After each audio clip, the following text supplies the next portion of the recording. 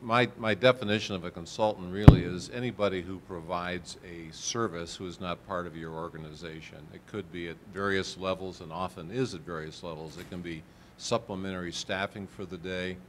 On the other hand, it could be a McKinsey at the highest levels of corporate America providing strategic counseling and so on. And so it's really a wide thing.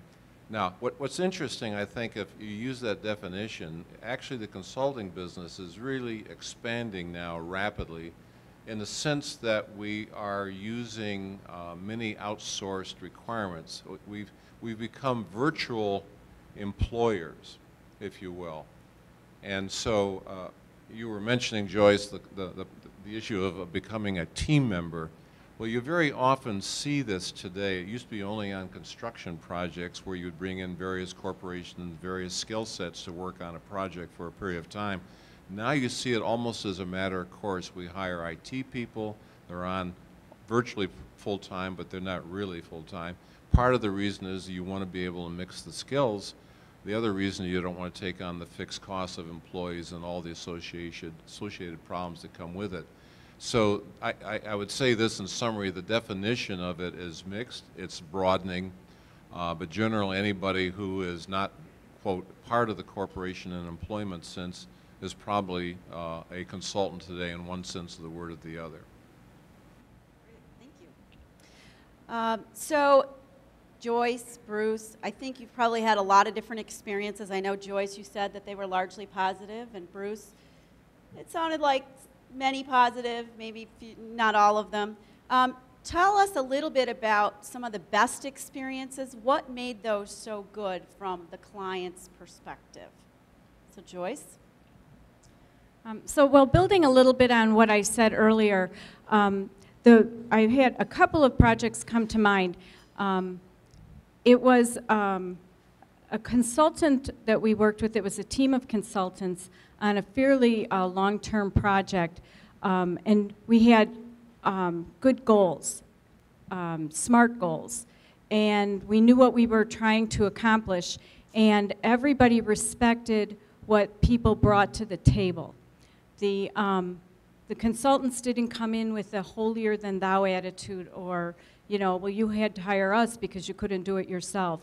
They really came in and guided us and helped us feel like we worked together to solve our issues. Now, not every meeting of this project worked that way. There weren't, you know, everybody wasn't always, you know, cheerleading and saying this was a great experience. But when we did, you know, hit that pebble or that bump in the road, you know, we tried to get it back on track. And it was really because of the leadership of the group that we worked with, that we worked for, had a very good relationship with the lead on the consulting side. So having two people with strong people management skills and good project management skills then led the rest of the team. So I think that was an important element. And then the other good thing is things are going to get done at the last minute. That's part of life. But if more things got done on time or a little ahead, then it's easier to handle some of those items that get done at the last minute. And so my advice to people when I work with them, and I'll give it to you, is if you can you know, meet your deadlines, that's really terrific. Okay, great. Bruce? So I would say the best experiences that I've had is dealing with consultants who were smart enough to help me generate reasonable expectations about the outcome of the project and not believe that later on they could either change them after we got started or that they could somehow, in a superhuman way, reach the unreasonable expectations that I had at the outset about how much we could get done for what price in what time frame. So I would encourage you to assess the level of expectation of your client. And here's what happens. So in most of the companies that I've worked for, when we've hired consultants, it's the first time or one of the very few times that we've ever needed this kind of expertise for this kind of job. So we're at a certain spot, we know we need to get to someplace else, but we don't know how to get there.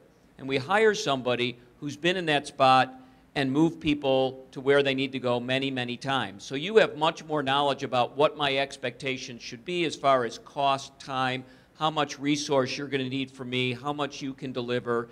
So I need you as the consultant to help me keep those expectations at a reasonable level.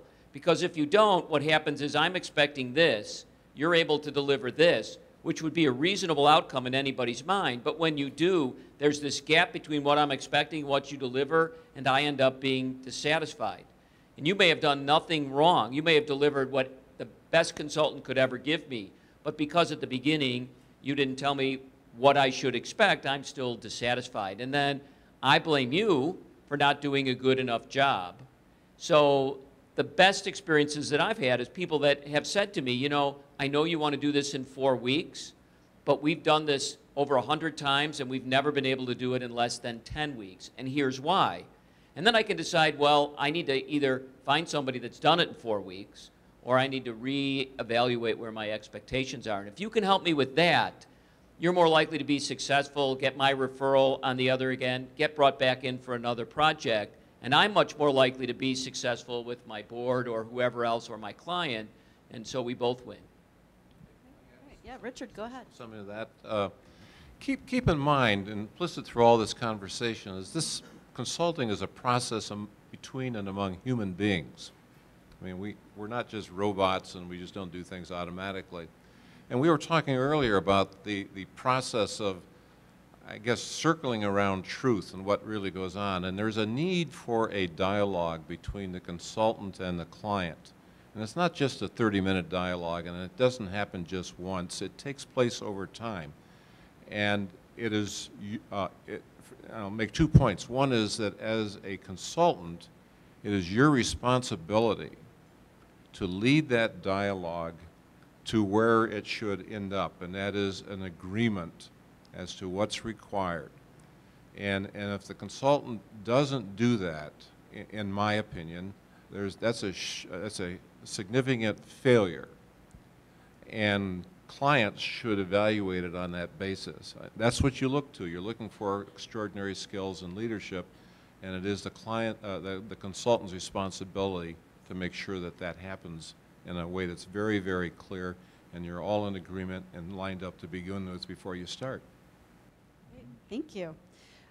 Noel, so when I think about the model at Salo and many other firms today, this sort of executive temp model, which, you know, for years we knew that there were administrative temps, but now it's becoming more common that at the executive level you're a temp. Tell us a little bit about the pros and cons to that model from both the client's perspective and from a consultant's perspective. Well, I'll start with the consultant's perspective. The pros and the cons to the business are the pros. If you're, now at this level, typically we're talking about somebody that's been in business for at least 15 or more years, and there's somebody that has found themselves bored at every single job that they've had. They like to get the project 85% completed, and then they're looking for the next challenge. Our founder says they like to lay the track, but they don't like to ride the train. And when you look at their resume, it reads that. You'll have somebody that's been in business for 20, 30 years, and every couple of years they went and did something else, even within their own company. So the pros are it allows them to do what they love and not do the other parts of what they've been doing throughout their career. The cons are you're not getting paid if you're not being utilized. So, I say that, Salo is like Starbucks. We've got outstanding benefits, but we pay you for the hours that you work. And if you're off in between assignments, you're not making any money, which is actually why, companies turn to a business like ours where, I said earlier, you're spending so much time working on the project, you don't have time to do the business development. And at the end of the assignment, you don't want to be out of work. You have to find that next role. So from the employer side, there's a lot of benefits in that you don't have to utilize employees and let them learn on the job. you're able to, if you have something that needs to be addressed immediately, you can pluck somebody who's done it for your competitor before. They've done that project. They've done it at a company similar to yours before, and you can grab them and throw them into the fire, and they're off and running, and they can perform on day one. The cons to it are that, continuity. You're losing some of the continuity. You're bringing on people that are not part of the organization, and they need to learn their way around the organization on the fly. But that's also sometimes a positive, especially in big organizations. My contract consultant is not worried about their career path with the company. They don't have to build the political capital to get something done, and they don't have to ask permission to talk to the EVP who has the information in order to get their project done. So it's a pro and a con on that side as well. Okay. So that explains a lot to me about myself, hearing that idea about, laying the tracks but not wanting to stay on the train. Yeah. That you saved some of us a lot of therapy with that one. So, okay. Joyce, I have a question. It's called ADD. Yeah, I know. I was thinking about ADD as well.